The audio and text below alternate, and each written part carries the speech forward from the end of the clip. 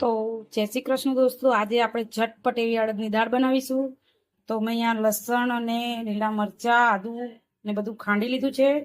અહીંયા આપણે ટમેટા કાપી લીધા છે અને અડદની દાળને આપણે બાફી લીધી છે। તો ચાલો આપણે ઝટપટ અડદની દાળ બનાવીએ। ગેસ ઉપર આપણે તપેલું લઈ લીધું છે। તપેલામાં આપણે 3 મોટી ચમચી તેલ નાખી દીધું છે। હવે આપણે એમાં રાઈ નાખીશું। રાઈ ફૂટી જાય એટલે આપણે એમાં જીરું નાખીશું। જીરું અને રાઈ સરસ ફૂટી અને ઉપર આવી જાય એટલે આપણે આમાં 1 નાની ચમચી હિંગ નાખીશું। બધું સરસ થઈ જાય એટલે આપણે એમાં ખાંડેલા આદુ મરચાં નાખીશું ને આપણે બધું મિક્સ કરશું। હવે આપણે આમાં 1 નાની ચમચી લાલ મરચું, 1 નાની ચમચી હળદર, 2 નાની ચમચી ધાણા જીરું નાખીશું। બધું સરસ મિક્સ કરી લઈશું। અહીંયા લીલા મરચાં વધારે નાખ્યા છે એટલે લાલ મરચું થોડું જ નાખીશું। તમે એકલા લીલા મરચાંથી પણ બનાવી શકો છો, પણ મેં થોડું લાલ મરચું નાખ્યું છે। હવે આપણે આમાં આપણા ટામેટા નાખીશું અને ટામેટાને સરસ ચડવા દઈશું। આપણા ટામેટા સરસ ચડી ગયા છે। હવે આપણે એમાં મીઠો લીમડો નાખીશું। મીઠો લીમડો મારે સૂકો હતો એ જ નાખ્યો છે, તાજો હોય તો બહુ સારું, પણ મારી પાસે નહોતો। હવે આપણે એમાં અડદની દાળ નાખીશું।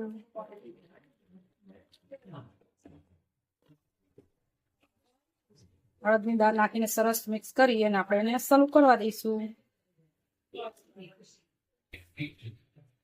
હવે આપણે એમાં થોડુંક પાણી નાખીશું અને જાડી લાગે છે એટલે મેં આમાં પાણી નાખ્યું છે। તમારે જાડી પાતળી તમારા હિસાબથી તમે રાખી શકો છો। હવે સરસ ઉકળવા દઈશું અને મીઠું મેં બાફવામાં જ નાખ્યું હતું અને તેમ છતાં આપણે જો ચાખી જોવાનું, આપણને ઓછું લાગે તો થોડુંક નાખીશું। આપણી દાળ એકદમ ટેસ્ટી એવી ઉકળી ગઈ છે। તો ગરમા ગરમ દાળને આપણે સર્વ કરીશું। તો આપણે અડદની સાથે ગરમા ગરમ બાજરીનો રોટલો સર્વ કરશું। એના માટે મેં આ ચૂલો સળગાવી લીધો છે, તાવડી ગરમ કરવા મૂકી દીધી છે। તો ચાલો આપણે બાજરીનો રોટલો બનાવીએ। બાજરીનો રોટલો બનાવવા માટે અહીંયા મેં એક કથરોટ લીધું છે। કથરોટમાં આપણે બાજરીનો લોટ નાખીશું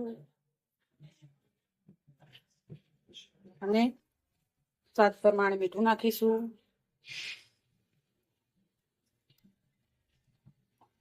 પાણી નાખીને માપનો કઠણ નહીં, પાતળો નહીં એવો લોટ બાંધીશું।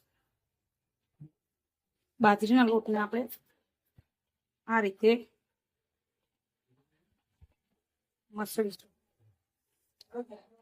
તમે જોઈ શકો છો મેં રોટલો ટીપીને તાવડીમાં નાખી દીધો છે। હવે આપણે એને ચડવા દઈશું। આપણા રોટલાને આપણે ફેરવી લીધો છે અને ચૂલાનું એ જ વધારે આપણને ફાયદો છે કે રોટલો સરસ ચડે છે અને બાજરીનો રોટલો ચૂલા પર બનાવેલો ખૂબ જ મીઠો લાગે છે। તૈયાર છે આપણી અડદની દાળ અને બાજરીનો રોટલો। જો તમને મારી આ રેસીપી ગમી હોય તો લાઈક, શેર અને સબસ્ક્રાઇબ કરવાનું ભૂલતા નહીં। જય શ્રી કૃષ્ણ।